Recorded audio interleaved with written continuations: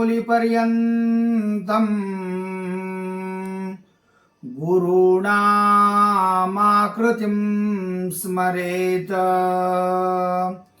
तेन विघ्नाः प्रणश्यन्ति सिद्धन्ति च मनोरथाः। गजाननं भूतगणादिसेवितं कपिस्तजम्बूफलसारभक्षितम् उमासुतं शोकविनाशकारणं नमामि विघ्नेश्वर पादपङ्कजम्। ಹರಿ ಓಂ. 12 ಮಾಸಗಳಲ್ಲಿ ಬಹುಮುಖ್ಯವಾದ ಮಾಸ ಶ್ರಾವಣ ಮಾಸ. ಎಲ್ಲ ಮಾಸಗಳು ಶ್ರೇಷ್ಠ, ತತ್ರಾಪಿ ಶ್ರಾವಣ ಮಾಸದಲ್ಲಿ ಹಬ್ಬಗಳ ಒಂದು ಸರಮಾಲೆಗಳು ಬರುತ್ತವೆ. ಮುಖ್ಯವಾಗಿ ಹಬ್ಬಗಳ ಉದ್ದೇಶ ಸಂಬಂಧವನ್ನು ಬೆಳೆಸುವುದು, ಬೆರೆಸುವುದು ಅದಂತರ್ಥ. ಗಂಡ ಹೆಂಡತಿಯರು ಅಷ್ಟೇ ಇರುವ ಈ ಕಾಲದಲ್ಲಿ ಇದೊಂದು ಸಾಫ್ಟ್ವೇರ್ ಯುಗ. ಇದು ಹಿಂದಿನ ಕಾಲಕ್ಕೆ ಪಂಚಮಿ ಅಂತಂದರೆ ಅಕ್ಕ, ತಂಗಿ, ಕಾಕ, ಕಾಕು, ಅಣ್ಣ, ತಮ್ಮ, ತಂದೆ, ತಾಯಿ, ಬಂಧು ಬಳಗ, ಸ್ನೇಹಿತರು, ಹಿತೈಷಿಗಳು, ಉಪದೇಶರು ಎಲ್ಲರೂ ಸೇರಿ ಒಂದು ಕುಟುಂಬದ ಅವಿಭಕ್ತ ಕುಟುಂಬ.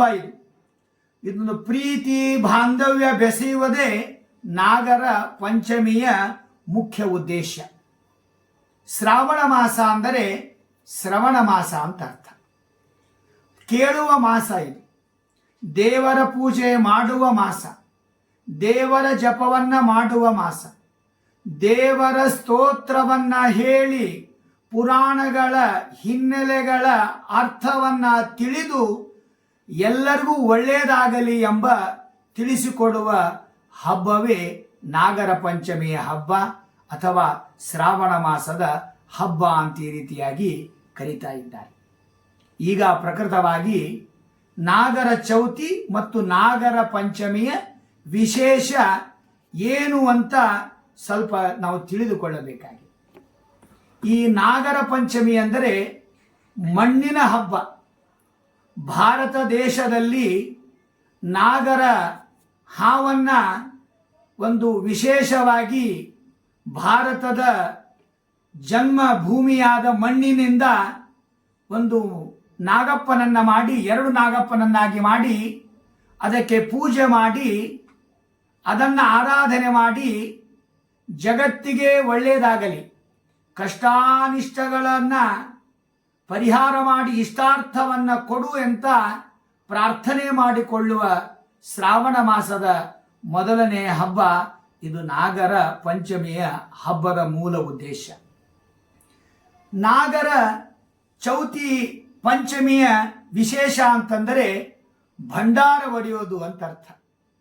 ಅಂದರೆ ಮಗಳು ಅಥವಾ ಅಕ್ಕ ತಂಗಿ ಹೊರಸಲಕ್ಕೆ ಪೂಜೆ ಮಾಡಿ ಅಳ್ಳಿಟ್ಟು ತಂಬಿಟ್ಟನ್ನು ಇಟ್ಟು ತವರ ಮನೆಗೆ ಒಳ್ಳೆಯದಾಗಲಿ ಅಂತ ಹಾರೈಸಿ ಅಣ್ಣ ತಮ್ಮಂದಿರಿಗೆ ಅದನ್ನು ಭಂಡಾರ ಒಡೆಯೋದು ಅಂತಂದರೆ ಅರಿಶಿನ ಪುಡಿಯಿಂದಲೋ ಈ ಪೇವಡಿಯಿಂದಲೋ ಇನ್ನುಳಿದ ಯಾವುದೇ ಒಂದು ಪದಾರ್ಥಗಳಿಂದ ನಾಗರನನ್ನು ಬರಿತಾ ಇತ್ತು.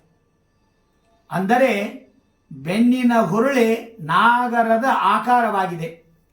ಅದಕ್ಕಾಗಿ ಅಕ್ಕ ತಂಗಿಯರು ಅಣ್ಣ ತಮ್ಮಂದಿರ ಹಿಂದೆ ಇದ್ದಾರೆ ಎಂದರೆ ಜೀವನದಲ್ಲಿ ಹಿತೈಷಿಗಳು, ಬಂಧುಗಳು, ಅಕ್ಕ ತಂಗಿಯರು ಹಿಂದೆ ಇದ್ರೆ ನಾವು ಜೀವನದಲ್ಲಿ ಮುಂದೆ ಬರುತ್ತೇವೆ.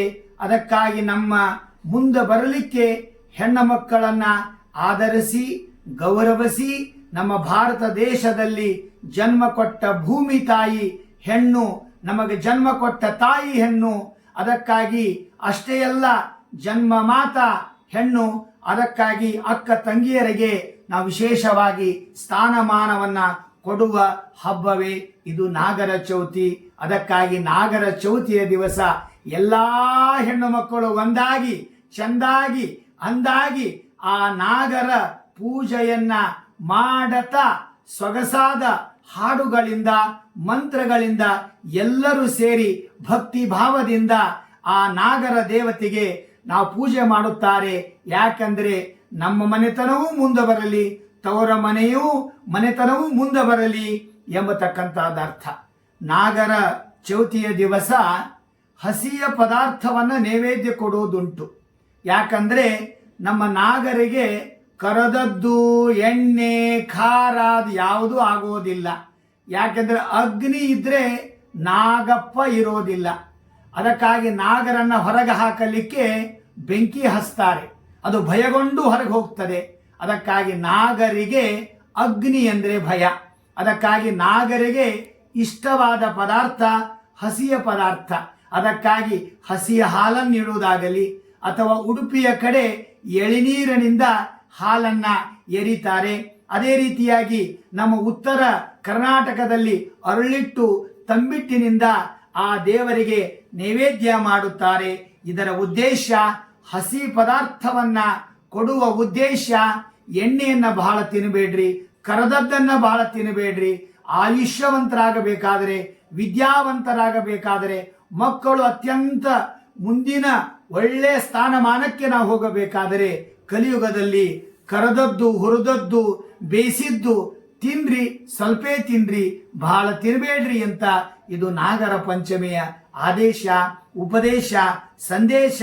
ಅದಕ್ಕಾಗಿ ಹಸಿಯ ಪದಾರ್ಥವನ್ನೇ ನೈವೇದ್ಯ ಮಾಡಬೇಕು ಅಂತ ಈ ರೀತಿಯಾಗಿ ಇಷ್ಟು ನಾಗರ ಪಂಚಮಿಯ ವಿಶೇಷತೆ. ಚೌತಿಯ ದಿವಸ ವಿಶೇಷವಾಗಿ ಹೆಣ್ಣು ಮಕ್ಕಳು ಪೂಜೆ ಮಾಡುತ್ತಾರೆ. ಬೆಂಗಳೂರು ಮೈಸೂರು ಪ್ರಾಂತದಲ್ಲಿ ನಾಗರ ಪಂಚಮಿಯ ದಿವಸ ಸ್ತ್ರೀಯರು ಚೌತಿ ಮಾಡಿದರೆ ಪುರುಷರು ಆ ನಾಗರ ಹಬ್ಬವನ್ನ ಮಾಡುತ್ತಾರೆ. ಇದರ ಅರ್ಥ ಚೌತಿ ಒಂದು ಕಡೆಯಾದರೆ ಮೊದಲು ಹೆಣ್ಣು ಮಕ್ಕಳಿಗೆ ಪ್ರಾಧಾನ್ಯ, ಪಂಚಮಿ ಪುರುಷರಿಗೆ ಪ್ರಾಧಾನ್ಯ.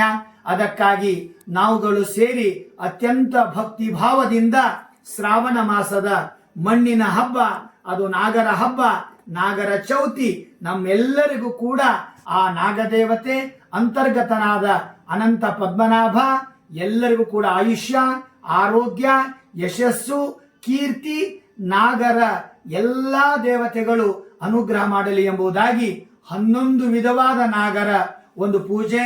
ಅದರಲ್ಲಿ ವಿಶೇಷವಾಗಿ ಅನಂತಂ ವಾಸುಕಿಂ ಅಶೇಷಂ ಪದ್ಮನಾಭಂ ಚ ಕಂಬಲಂ ಶಂಖಪಾಲಂ ಧಾತರಾಷ್ಟ್ರಂ ತಕ್ಷಕಂ ಕಾಲಿಯಂ ತಥಾ ನವನಾಗ ಪೂಜೆ ಅಂತ ಈ ರೀತಿಯಾಗಿ, ಅದೇ ರೀತಿಯಾಗಿ 11 ವಿಧವಾದ ನಾಗರ ಮಂತ್ರವನ್ನ ನಾವು ಹೇಳಿದರೆ ಆ ನಾಗ ದೇವತೆಗಳು, ಆ ಮನೆ ದೇವರು ಅನಂತ ಪದ್ಮನಾಭ ನಮ್ಮ ಕುಟುಂಬಕ್ಕೆ ಹಾವಿನ ಪೂಜಾ ಮಾಡಿದರೆ ಮಕ್ಕಳು ಆರೋಗ್ಯವಂತರಾಗ್ತಾರೆ, ಸರ್ಪದೋಷ ಬರೋದಿಲ್ಲ. ನವನಾಗ ಸರ್ಪದೋಷ ಪರಿಹಾರಕ್ಕಾಗಿ ಚೌತಿ ಮತ್ತು ಪಂಚಮಿ ಎಲ್ಲರೂ ಸೇರಿಕೊಂಡು ನಾಗರ ಪಂಚಮಿಯನ್ನ ಪೂಜೆ ಮಾಡಬೇಕು. ನವನಾಗ ಪೂಜೆ, ಮನೆಯಲ್ಲಿ ಸರ್ಪದೋಷ ಇದ್ರೆ ನಾಗರ, ನಿಮ್ಮ ಹಿಂದಿನ ಕಾಲದಲ್ಲಿ ನಾಗರನ್ನ ಬಡಿಸಿದ್ರೆ, ಹೊಡೆಸಿದ್ರೆ, ಕೊಲಿಸಿದ್ರೆ ಆ ಸತ್ತಿದ್ದನ್ನ ನೋಡಿದರೆ ಎಲ್ಲಾ ದೋಷಕ್ಕೂ ಪರಿಹಾರ ನಾಗಚೌತಿ, ನಾಗರ ಪಂಚಮೆ. 11 ವಿಧವಾದ ನಾಗರ ಸ್ತೋತ್ರಗಳು ಹೇಳಿವೆ. ಸಹಸ್ರವಕ್ತೃಂ ದ್ವಿಸಹಸ್ರ ಜಿಹ್ವಂ ಪಿಶಂಗನೇತ್ರಂ ಕಪಿಲಾಶುಕಾಡ್ಯಂ ವಿಷಾಯುಧಂ ಪ್ರಜ್ವಲ ದ್ರೌಷ್ಟ್ರಬಾಹುಂ ತಂ ನಾಗರಾಜಂ ಪ್ರಣತೋಸ್ಮಿ ನಿತ್ಯಂ. ಆ 11 ವಿಧವಾದ ಮಂತ್ರಗಳನ್ನ ನಾವು ಕಳಿಸುತ್ತೇವೆ. ನಾಗರ ಚೌತಿ, ನಾಗರ ಪಂಚಮಿ ಇದೇ ಒಂದು ಹತ್ತಿರ ಸೋಮವಾರ ಮತ್ತು ಮಂಗಳವಾರ ದಿವಸ ಅದನ್ನ ಎಲ್ಲ ಪುರುಷರು ಸ್ತ್ರೀಯರು ಹೇಳಿ ನಾಗರ ಆರಾಧನೆ ಮಾಡಿ. ಪ್ರಾಣಿಗಳನ್ನ ಕೊಲ್ಲಬೇಡಿ, ಪ್ರಾಣಿಗಳನ್ನ ಪ್ರೀತಿಯಿಂದ ಕಾಣಿ. ಪ್ರಾಣಿಗಳು ಇದ್ರೆ ದೇಶ, ದೇಶ ಇದ್ರೆ ನಾವು ಅಂಬುವ ಮಾತನ್ನ ಹೇಳೋಣ. ನನ್ನ ಮಾತಿಗೆ ಅಷ್ಟೇ ವಿರಾಮ ಹೇಳುತ್ತೇನೆ. ಶ್ರೀಕೃಷ್ಣಾರ್ಪಣಮಸ್ತು. ಿ